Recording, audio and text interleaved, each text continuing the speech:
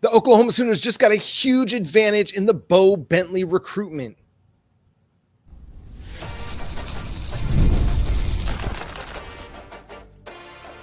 You are Locked On Sooners, your daily podcast on the Oklahoma Sooners. Part of the Locked On Podcast Network, your team every day.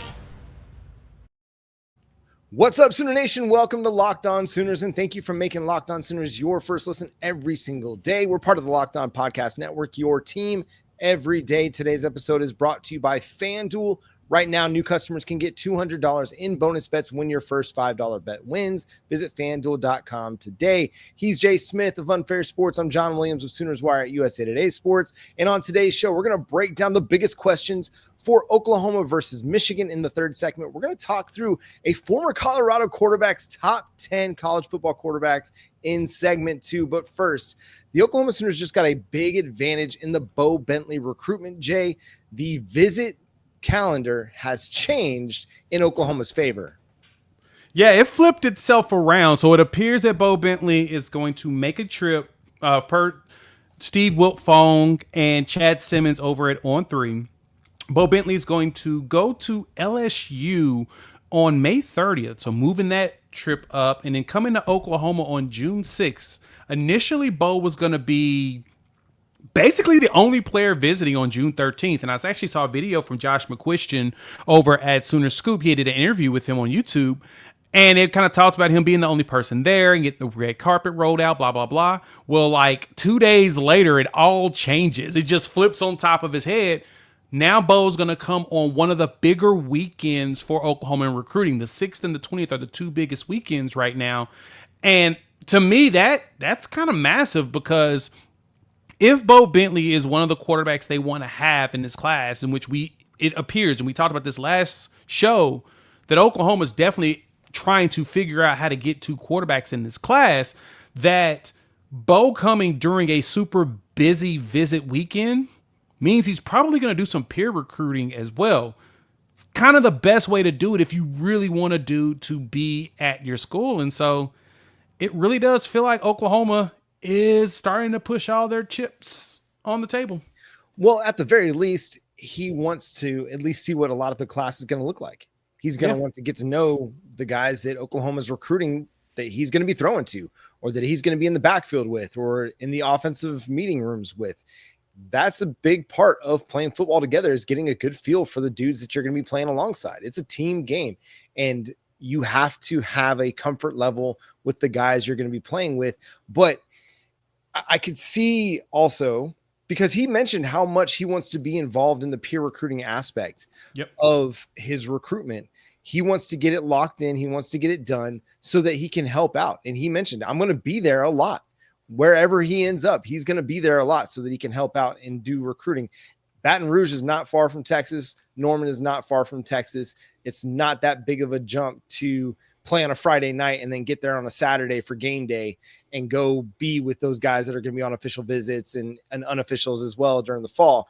So I can see that at the same time. And so with that, being in Norman on a big recruiting weekend makes a lot of sense. If there's going to be high priority targets that are going to be there, that Bo Bentley, if he's leaning Oklahoma, wants to be involved in those recruitments with, especially with the wide receivers, that's going to matter. Your offensive coordinator recruiting, that matters, but having the quarterback on campus to help you recruit, that matters as well. 100%. And Jaden O'Neal's set to come June 20th.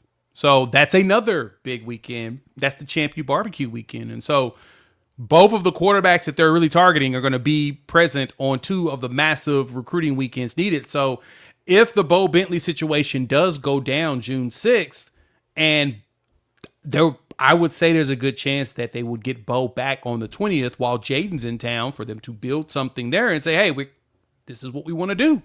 We want y'all to compete. We want y'all to push each other.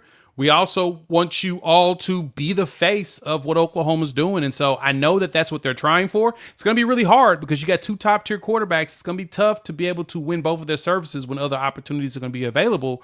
While at the same time, we know that both of them are very much beloved by this staff. So if Oklahoma can pull a Houdini out their back pocket, their opportunity is going to be the 6th as well as the 20th to try to do this. But I do think that Bo Bentley coming to 6 it's not something. If this isn't being overhyped, folks, it's kind of my point. This is not hyperbole. This is a really big deal because when you have that long list of players, in which I've been compiling mine now from all the public posts that these kids have been putting out, with that long list of people coming on both of those weekends, man, that could send shockwaves through all of Oklahoma recruiting. We just saw we had a couple commitments last week. That could possibly lead to a whole bunch of commitments throughout all of June. Yeah, it's going to be a big recruiting summer. This is when Oklahoma really lays the groundwork for what they want to do on the recruiting trail. And they're going to be getting an official visit from a 4-star running back, Zephan Walker, who is out of Missouri. According to Parker Thune of OU Insider and Rivals, switched up his official visit schedule as well, took Notre Dame off the list, added the Oklahoma Sooners. Yeah, and that's been flying around the social medias, and it's very interesting. Oklahoma is looking at some running backs. We know that Rylan Morris was one that they were looking at that. I think he was committed to Baylor or still is or might not be. Nobody can give me a true answer or a straight-faced answer on it. But I know Oklahoma's after him. They still have a lot of interest in Jonathan Hatton because I know for a fact Hatton loves DeMarco Murray, but, Texas A&M was able to swoop in and potentially steal him. I'm hoping Oklahoma comes back and try to flip him. If we have a big season and all the negative recruiting that's going on Brent Venables right now across the nation and everybody they're looking at, Oklahoma flips everybody on their head the moment they go out there and have an 8, 9, 10 win season. So that is the focus. Got to get to 10 wins. You get to 10 wins, it shuts up all the negative recruiting about Brent Venables as being fired immediately, in which I'm trying to tell y'all may not like it, but unless Brent Venables shows up at Red River and he has a tight end at quarterback, that man's getting his 5 years. They ain't going to just fire him at that point. Because ain't no way he gonna win only 3 games throughout the season. He's the non-cons are gonna at least give him an opportunity to win at least 4.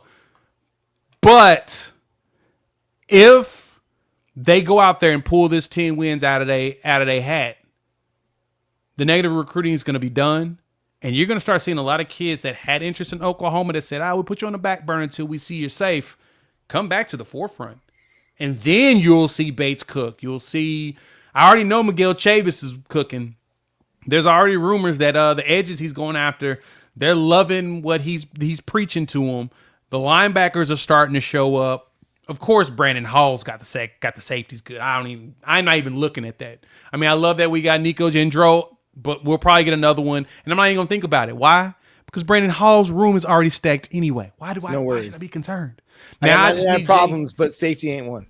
Exactly. Now I just need Jay Valai to get these young corners going because we've already got a really good room full of potential that now we're just waiting to see them go out there and actually produce on the field. The potential is there. He'll add another set of we'll start to pull some players in that y'all been asking for. Why aren't we going for this guy? Why aren't we going for that guy? You got to remember, Oklahoma is going, regardless of even money, we're dealing with the negative recruiting. We just got to put the product on the field. Then they'll come back and talk to us. Yeah, what have you done for me lately? We saw what happened after the 2023 season when they went and they won 10 games. They beat Texas. They put together a really, really good recruiting class. Now, maybe a lot of that class hasn't panned out just yet, but in due time it will. And Oklahoma's recruited well since then as well. So I'm not concerned about how Oklahoma's going to recruit. Again, you go win 9, 10 games, you make the college football playoff, and that puts Oklahoma back at the forefront for a lot of these recruitments. 100%. One thing that's going to help them get there, they got a quarterback that's one of the better quarterbacks in college football. A former college football quarterback of the Colorado Buffaloes ranked his top 10. We'll discuss that coming up next here on Locked On Sooners.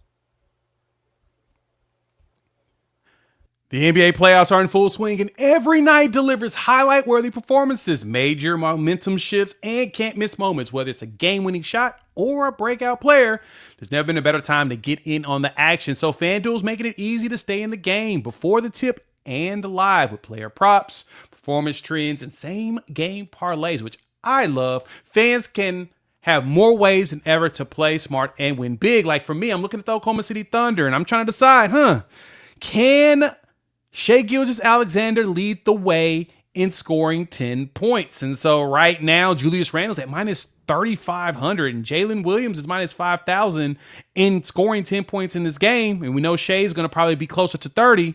So I'm going to take Shai minus 174 in scoring 30 points in the first game. Him and Anthony Edwards, who's at plus 190. That would be an awesome same game parlay because I think it's going to be a shootout game one.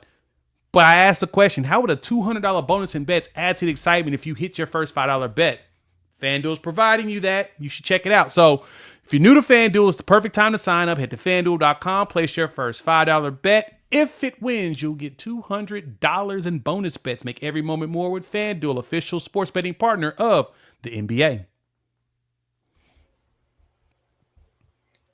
Thanks again for making Locked On Sooners your first listen every single day. Shout out to all the everydayers out there tuning in. Subscribe to the show wherever you get your podcasts. We're free and available on all podcast platforms.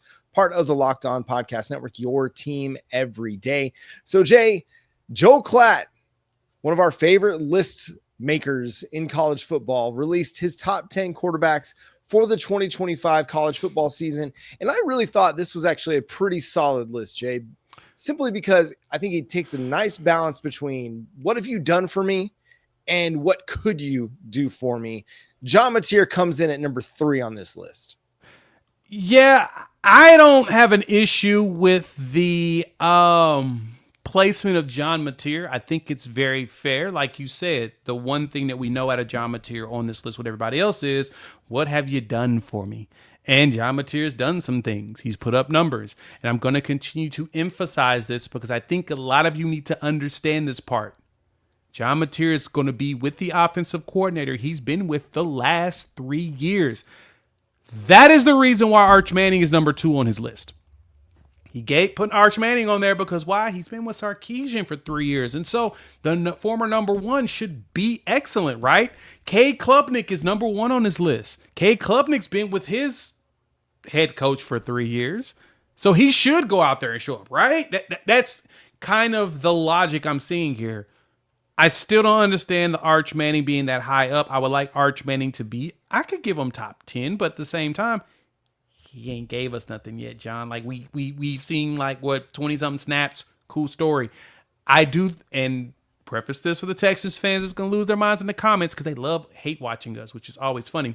Welcome, but you're always welcome. Yeah, you're always welcome. Though we appreciate you. You know, keep those eyeballs in there and getting that discourse in the comment section. We'd love you to come talk in there. But I need to see him put up some numbers. Now, Levitt, Drew Aller, we've seen them. Nussmeier. This is the one that jumps out to me, though, John. An incumbent quarterback that's been in his school for 4 years and has given you 4,000 yards passing in the one of, if not the toughest conference, well, one of the Power 2 conferences in difficulty. Why is he so disrespected on this list? Do people really don't believe in Garrett Nussmeier? Do they not think that he's NFL caliber? I don't get it. I mean, I don't know if he's NFL caliber. I feel like there's a different debate that needs to happen in college football discussions. There's NFL potential and there's college football capabilities. You've had some great college football quarterbacks over the last 30, 40 years. Not talking about the wishbone guys or the triple option guys or anything like that weren't going to be good NFL quarterbacks. You could see it. Tim Tebow, listen, great college quarterback. You could see that there were a lot of limitations that he should never have been drafted in the first round by the Denver Broncos. That should never have happened. Publicity stunt. Garrett Nussmeier, I think, is the best quarterback going into the 2025 season to me. I gained so much respect for him after the Oklahoma game. Like, I thought, is he Terminator? Does he got the Bucky Barnes, Winter Soldier, robotic arm and shoulder situation going on? Because the way our Mason Thomas planted him into the ground brought flashbacks of Sam Bradford at BYU. And I'm like, the dude's done for the game. He's done. Oklahoma's going to win this one now because they don't have a quarterback that's going to be able to hold up against the Sooners defense. I know I hurt everybody's heart. I'm sorry. You did. I had Thanks. I had to live with it. Y'all have to live with it. Wow. the level of disrespect that you just threw at me to make me have to relive We're that in moment. this I was together, there, so- John. John, I was in Jerry's circus watching it, right? I'm sitting next to a BYU guy who reminded me the entire game because it happened within the first couple of minutes. Yeah. You can't be doing me like that, man. Yeah, I'm sorry. It's okay. I still love you. Woosah, we digress. But I gained so much respect for Garrett Nussmeier on that day. Again, good production, a good college quarterback. LSU just needs to put together a defense that can help him. You know, it's not all about Nussmeier. Does he need to be better in certain circumstances? Yeah. I think what they were against USC early in the season isn't necessarily who they are or who they were at the end of the season. They were playing much better ball. But and then the other one is Carson Beck. I think last year was a weird season for him where he just got really, really loose with the football. He forgot that he had a Georgia defense playing on the other side of the field, and he was trying to put up numbers. I think he really was chasing that bag and just letting it sling, letting it hang out there, and the turnovers really bit him. But that's the only other one. I think you can make a case that Lenora Sellers could be higher than DJ Lagway. That's a production versus potential conversation right there. But the Arch Manning thing, it's like our guy Steve Willis of Locked On Ole Miss always says. And again, Locked On Ole Miss, the home of Eli Manning and Archie Manning, not Arch Manning, Archie Manning. He says it that if his name was anything other than Manning, he and Texas would not be getting the same hype that they're getting. So I think Arch Manning has the talent to be a really, really good, potentially great college quarterback. I have not seen that happen just yet. Could it happen in the 2025 season? By the end of the year, we're talking about him as the number one quarterback in college football. Absolutely could. Is he right now? No, he's not. So you're telling me there's a chance. It's basically what it is. I mean, he's a talented kid. I'm not going to sit here and say he's not. I remember all the discourse and dialogue from his high school days about the level of competition that he faced. And sure, there were questions about that, but you can legitimately see the talent. It's the same conversation I have with Jackson Arnold as well. You can legitimately see the talent. Everything else has to come together, and they've got to prove it on the football field. Otherwise, they're just Spencer Rattler. No disrespect to our guy, Spencer Rattler. All the talent was there. It just couldn't come together on the football field to live up to the 5-star status. Or maybe some disrespect. I don't know. Maybe that was disrespectful to Spencer Rattler. I'm sorry, Spencer. I didn't mean to throw strays your way. Here we are. We still love you. I guess we could say that. Is that fair to say that we still love him? I mean, or will people kill me? Hey, he won a Big 12 championship, dude. Like, he really did. Respect. He helped. Got that 2-point conversion against Texas. Came back in for that one. Like, listen, I'm not a Spencer Rattler hater by any stretch of the imagination, but he didn't live up to the 5-star billing at Oklahoma. That's the real talk, but he did win a Big 12 championship. So there's that. He did. And that's what's most important is he did fulfill probably what's one of the most important things being here is getting a Big 12 championship. That to me helps you survive the venom that the fans here can give you. I mean, that's a pretty big deal. But besides that, in itself, I do believe that, like you said, I think Arch is going to be a solid quarterback. I think that he's going to do well. And, for us, we throw our jabs, but at the same time, we're realists here. The bigger thing is being ranked that high without the actual on-field production makes everybody have questions because very often guys are ranked really high and then you never hear from them again. Right. If you put the numbers up, like Drew Aller has been a top 5 quarterback on everybody's list for like the last 3 years, but he has the 3 years of production. He's been moving up those ladders over the years as he's been putting up those numbers. Now, granted, he doesn't have a whole bunch of numbers, but he has enough for people to consider it. And each year the great ones leave, and then he's still there. He still ain't left. He keeps coming back for more. Every single year. So who's a dude that's not on that top 10 that you not necessarily think should be considered a top 10 quarterback, but that's somebody that you are looking forward to watching in 2025? I have a couple names, and I mean, one of them is like Kevin Jennings down at SMU. I really like his game. I don't know if he's a top 10 quarterback right now, but I think he could be by the end of the year. If he can kind of overcome some of the of what happened at Penn State. Like the dude was kind of thrown to the wolves against the Nittany Lions a little bit and didn't really get a whole lot of help. But if he can rebound from that disappointing performance, I think he has a chance to be really, really good this year. Quarterback at Pitt. Is that Eli Holstein is still there, isn't he? Yeah, I think so. Yeah. That's another one that, Cade Bell did very well with him last year. I think he would be an intriguing one to see. Hey, I'm gonna keep. Lagway's on here. Our SEC brethren are on here for the most part, but one that I don't see on here that's kind of intriguing too is Joey Aguilar, Tennessee's latest pickup. I'm telling you, he makes me feel like the Hendon Hooker years. Okay. Like Hendon was productive at Vitek, but he's all right. You brought him in as a veteran, and he picks up the offense, which is very friendly to quarterbacks, and blows it up. I think Aguilar can do that for them. I think he'll be a lot more aggressive than Nico was. And to me, if you're more aggressive and you got a little bit more confidence in your arm, you can put up some numbers in Hypo system. Now, granted, they're missing a lot of skills position guys. Yeah. They got a massive refresh there, so that's gonna make you have questions, but I think that Matthews, finding a way to retain him when the rumors were going around that people were they were tampering with him to try to get him to leave. I think that wide receiver, he's probably going to have one of those breakout years, similar to what you saw with the Cam Colemans of the world and all of that jazz. He'll probably be that dude for them. And I think if him and Aguilar figures it out together, they may shock everybody. Yeah. The final name is Rocco Becht up there at Iowa State.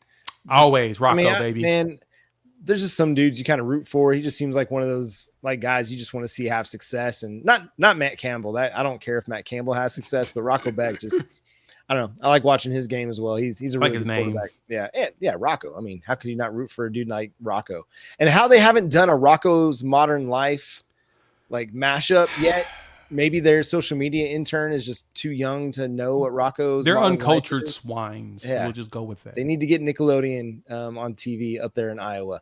But hey, Oklahoma's going to be facing a true freshman quarterback, most likely week 2 of the 2025 regular season. What can we expect Oklahoma versus Michigan? We'll discuss that coming up next here on Locked On Sooners.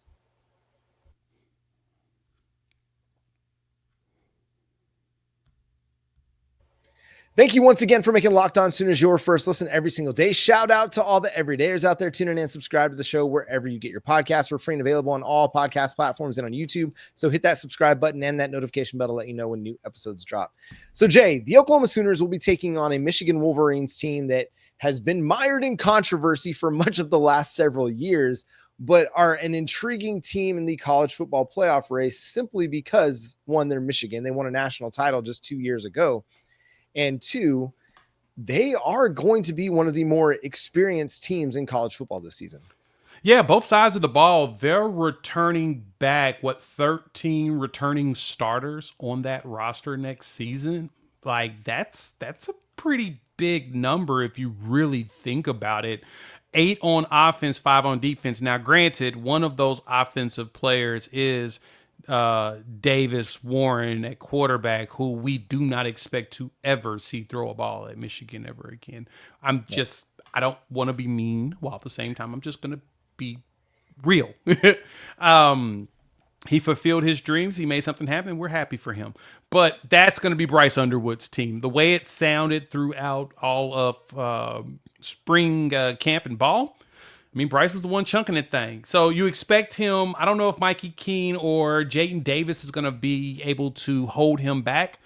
Supposedly Underwood's that dude. But again, like you said, they're bringing back a lot of experience. Now they're refreshing some players in the wide receiver room. The Donovan McCulley pickup was kind of intriguing. That was one that Oklahoma was hardcore on. And at one point when he visited, we thought that he was going to commit. Mm-hmm. I thought really that he was going to end up being... Yeah, I thought he was going to be a Sooner, but he ended up staying there in the Big Ten, doing his 1 year there and going up to Michigan. So they got him and then Anthony Simpson also out of the portal. And so for them, it's a solid refresh. And then the Justin Haynes pickup from Justice Haynes. Yeah, Justice from Bama. And they're trying to put together a two-headed monster in the running game again. They need another Corum / Edwards backfield, and so Haynes should help them with that. So Oklahoma's got a challenge on the defensive side of the ball. But as you mentioned, the one thing that helps them is they're going against a true freshman quarterback. Game 2. Yeah. With a very good chance that their head coach won't be there. Like, I get that he suspended himself for game 3 and 4, but the NCAA is going to come back and throw some additional suspensions the exact same way they did to Jim Harbaugh. So to me, the expectation potential for me is that by July, the NCAA says, nah, we're going to go ahead and knock you out the first 6 games or the first 4. He appeals and he still has to do those 4. Yeah. So the thing that Michigan does have going for it is that it's retained a lot of talent. I mean, they lose talent to the NFL, just like, Texas did, but they do have talent kind of waiting in the wings, guys that were part of their, 2 deep that are going to be getting more significant roles this year, especially along the defensive side. And I think that's going to be the key for Oklahoma is I think Oklahoma's defense is going to be able to do enough against Bryce Underwood to keep them from scoring a bunch of points and running away with the game. How John Mateer performs against Michigan's defense, that's going to be the key. And how Oklahoma's offensive line performs against Michigan's defensive line is going to be the key factor in the game, I think. And if they perform adequately well, then Oklahoma can win that game. If they get beat up along the offensive line and John Mateer has no time and the running game doesn't do anything, they're not going to win that game. It's going to come down to trench play. And Michigan's got some experienced dudes in the trenches. Again, guys that kind of been biding their time waiting to start. Rayshawn Benny is going to be one of those dudes at defensive tackle that you have to keep an eye on. TJ Guy at edge. These are very experienced guys with a lot of snaps under their belt, taking on more significant roles. They've got cornerbacks coming back like Jair Hill and Zeke Berry as well. So again, a lot of guys that have played a lot of snaps. It's going to be pivotal for Oklahoma in that game to get off to a good start, get the ground game going with Jaden Ott, get your offensive line some confidence so that John Mateer is not having to sit back and throw it 40, 50 times to win the football game. That's true. You don't want to the goal for Oklahoma is to make Underwood beat them.